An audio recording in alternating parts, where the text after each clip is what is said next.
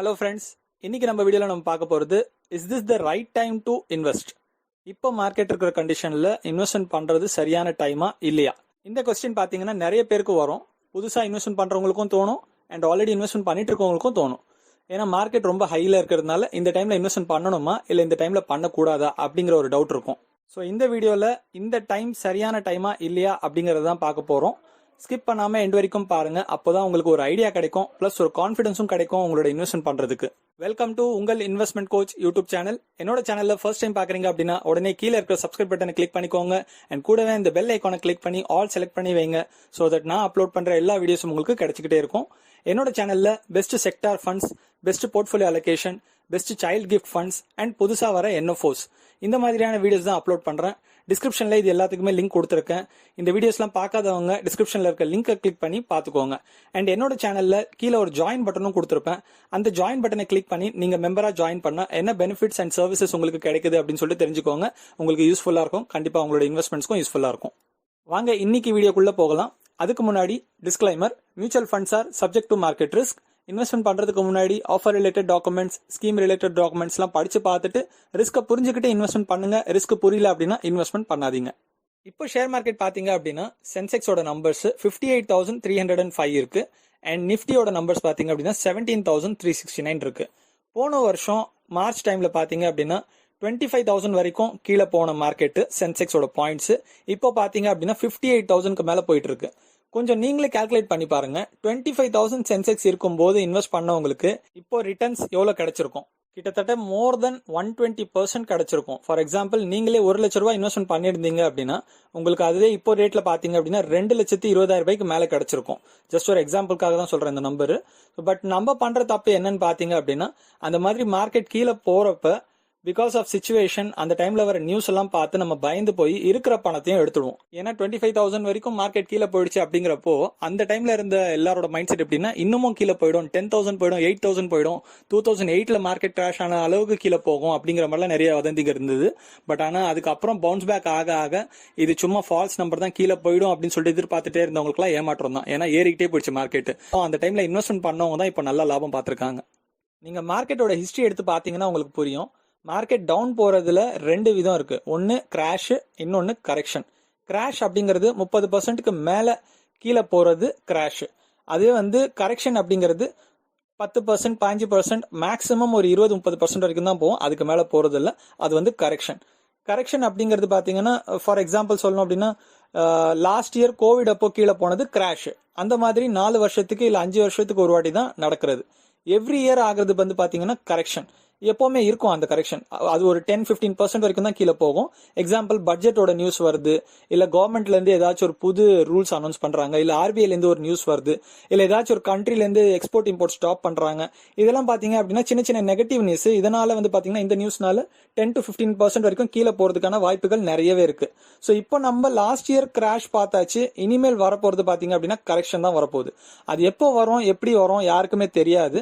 நாளைக்கும் வரலாம், அடுத்த மாசமும் வரலாம், இல்ல அடுத்த வர 6 மாசத்துல எப்ப வேணாலும் வரலாம். ஆனா கண்டிப்பா வரும். அதுதான் மார்க்கெட்டோட கரெக்ஷன். அந்த டைம்ல நம்ம என்ன பண்ணா நம்மளோட போர்ட்ஃபோலியோ இன்வெஸ்ட்மெண்ட்டை காப்பாத்திக்க முடியும் அப்படிங்கறத நான் கிளியரா சொல்லிடுறேன். கவனமா கேட்டுக்கோங்க, ஸ்கிப் பண்ணாம எண்ட் வரைக்கும் பாருங்க. இல்ல நீங்க இப்போ இன்வெஸ்ட்மெண்ட் பண்ணிட்டு இருக்கீங்க ஆல்ரெடி, அந்த மாதிரி டைம்ல என்ன பண்றது அப்படிங்கறதையும் தெளிவா சொல்லிடுறேன். எண்ட் வரைக்கும் பாருங்க.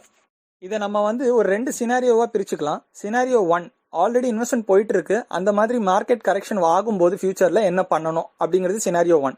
சினாரியோ 2, இன்வெஸ்ட்மெண்ட் இப்போ பண்ணலாம்னு இருக்கேன், எந்த ஃபண்ட்ஸ்ல எல்லாம் பண்ணணும் சோ தட் மார்க்கெட் ஃபியூச்சர்ல அப்படி கீழே போகும்போது கரெக்ஷன் ஆகும்போது எப்படி அந்த ஆப்பர்ச்சுனிட்டியை நான் கரெக்டா யூஸ் பண்ணிக்கிறது. இது சினாரியோ 2.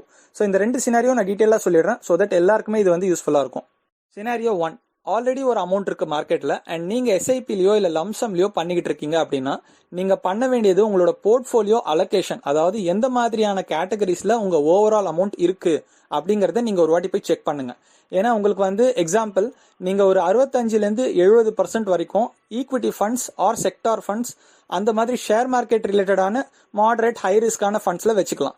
ரிமைனிங் இருக்கிற 30%, 35% வரைக்கும் டெட் ஃபண்ட்ஸ், லிக்விட் ஃபண்ட்ஸ், இந்த மாதிரி பாண்ட்ஸ் சம்பந்தமான ஃபண்ட்ஸ்ல வச்சுக்கணும். சப்போஸ் உங்களோட ஓவரால் அமௌண்ட் 100% ஈக்விட்டி ஃபண்ட்ஸ்ல தான் வச்சிருக்கீங்க, pure mid cap, small cap, sector funds இந்த மாதிரி தான் வச்சிருக்கீங்க அப்படின்னா உடனே அதை போய் சரி பண்ணுங்க. ஏன்னா உங்களுக்கு வந்து மார்க்கெட் ஃபியூச்சரில் கரெக்ஷன் ஆகும்போது பெரிய லாஸஸ் ஆகிற சான்சஸ் இருக்கு.